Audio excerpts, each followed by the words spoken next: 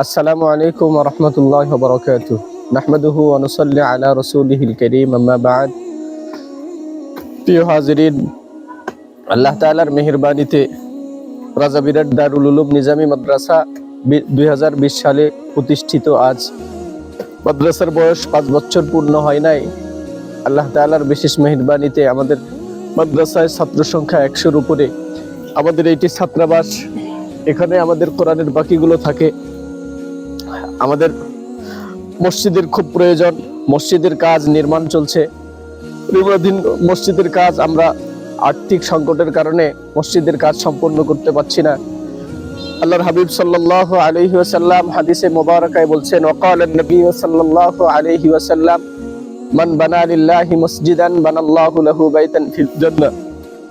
নবী আলাইহিস সালাতু ওয়াস সালাম হাদিসে মুবারাকায় বলেন, যে ব্যক্তি আল্লাহ তাআলার সন্তুষ্টির জন্য আল্লাহর ঘর মসজিদ নির্মাণ করবে, আল্লাহ তাআলা তার জন্য জান্নাতে বালাখানা নির্মাণ করে দিবেন। আমরা আমাদের একটা দুইটা ইট, এক বস্তা 2 বস্তা সিমেন্ট, 1 টন 2 টন রড ইত্যাদি দিয়ে যদি আমরা মসজিদের কাজে সহযোগিতা করতে পারি, তাহলে এই সহযোগিতায় মসজিদ নির্মাণের জায়গায় গিয়ে দাঁড়াবে। সাথে সাথে মসজিদ মাদ্রাসার একটা মসজিদের চাহিদা মিটবে।